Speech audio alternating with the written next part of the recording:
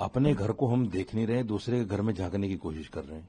मैं पूछना चाहता हूं बांग्लादेश की आवाम से, क्या ये एहसान का बदला आज आप भारत को ये दे रहे हैं?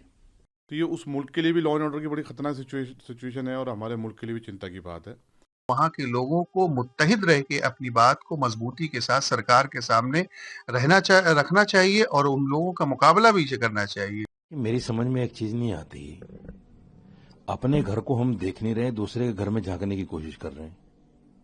बांग्लादेश में किसके साथ क्या हो रहा है भाई, मुझे उससे क्या लेने देना।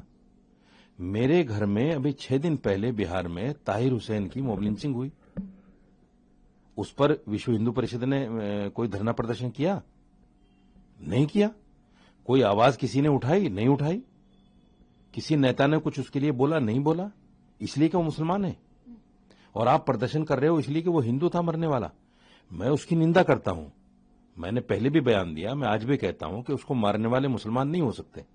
मैं इतना सख्त बोल रहा हूं, उसके मारने वाले मुसलमान ही नहीं हो सकते, क्योंकि इस्लाम इस तरह के किसी को मारना, इस तरह जलाना, उसकी लाश के साथ बर्बरियत करना, इस्लाम कतई इजाजत नहीं देता। इस्लाम तो ये कहता है कि अगर किसी नाहक आदमी को आपने कत्ल कर दिया तो ऐसा है जैसे पूरी इंसानियत को आपने मार दिया।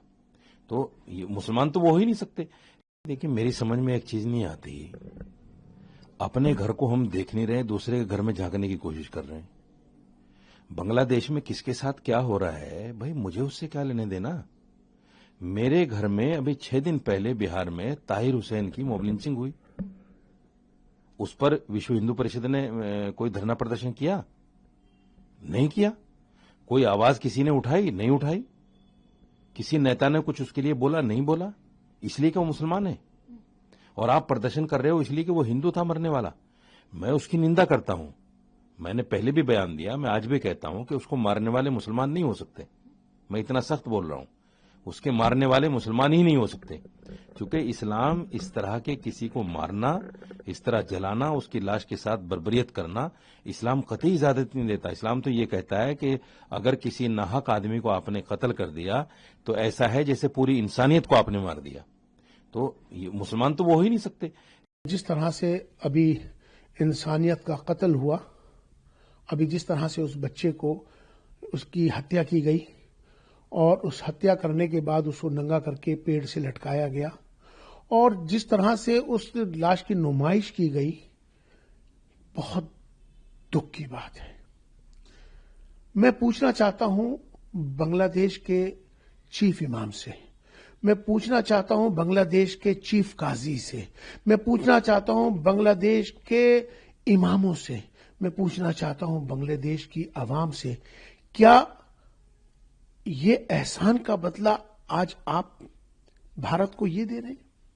भारत ने हमेशा से बांग्लादेश का सहयोग किया, चाहे वो आर्थिक स्थिति हो, चाहे वो व्यापार का मामला हो, चाहे उनका इंफ्रास्ट्रक्चर का हो। हर कदम पे भारत बांग्लादेश के साथ खड़ा रहा। यह एहसान फरामोशी है। मैं उन इमामों से, चीफ इमाम से पूछना चाहता हूं, क्या इस्लाम का तरीका यही है? इस्लाम बचाने का नाम है, इस्लाम मारने का नाम नहीं है। पिछली मर्तबा भी आपने देखा कि मंदिरों को जला दिया गया, हिंदुओं की निर्मम हत्याएं कर दी गई, औरतों के साथ रेप किए गए। क्या ये इस्लाम इसकी इजाजत देता है? बांग्लादेश के हालात वाकई में बहुत चिंताजनक हैं। जिस तरीके से मीडिया के थ्रू खबरें आ रही हैं और जो विजुअल हम लोग देख रहे हैं, तो उसको देख करके वाकई में बड़ी चिंता होती है और भारत के लिए बहुत चिंता की बात है, क्योंकि जाहिर सी बात है बांग्लादेश के हालात जिस तरीके से वहाँ पर कानून अपने हाथ में ले लिया गया पूरी तरीके से और लोगों को मारा जा रहा है। तो ये उस मुल्क के लिए भी लॉ एंड ऑर्डर की बड़ी खतरनाक सिचुएशन है और हमारे मुल्क के लिए भी चिंता की बात है। बांग्लादेश की आवाम को मैं एक ही बात कहना चाहूँगा, वहाँ की हुकूमत को, कि आपको पाकिस्तान अपनी नापाक सोच को कामयाब करने के लिए हथियार के शक्ल में इस्तेमाल कर रहा है। आप उसके बहकावे में ना आए। आपका मुल्क बहुत अच्छी राह पे जा रहा था, लेकिन जब से पाकिस्तान की नापाक सोच आप पे पड़ी है और उसकी नज़रें पड़ी है नापाक आपके ऊपर, तब से आपको भारत के विरुद्ध सिर्फ एक हथियार के तौर पे इस्तेमाल किया जा रहा है, जो दोनों मुल्कों के लिए बेहतर नहीं है। बांग्लादेश एक इस्लामिक मुल्क भी है वहाँ पर, तो वहाँ पर किसी भी एक बेगुनाह का कत्ल, पूरी इंसानियत का कत्ल इस्लाम का एक पूरा प्रिंसिपल फंडामेंटल प्रिंसिपल है। तो आप लोगों को ये भी सोचना चाहिए कि किसी के हुकूक पामाल ना हो और किसी तरीके से भी हिंसा ना हो, क्योंकि हिंसा तो किसी भी मुल्क के लिए बेहतर नहीं है। लेकिन भारत के लिए बहुत चिंता की बात है, हमें बहुत सतर्क रहना चाहिए कि पाकिस्तान जो आतंकवाद का जो एक खेल खेलता है, वो इस बार उसने बांग्लादेश के थ्रू खेलने की कोशिश करी है, और वहाँ पर जिस तरीके से एक्सट्रीमिस्ट थॉट के लोग काबिज हो रहे हैं और आगे बढ़ रहे हैं, ये बहुत चिंता की बात है।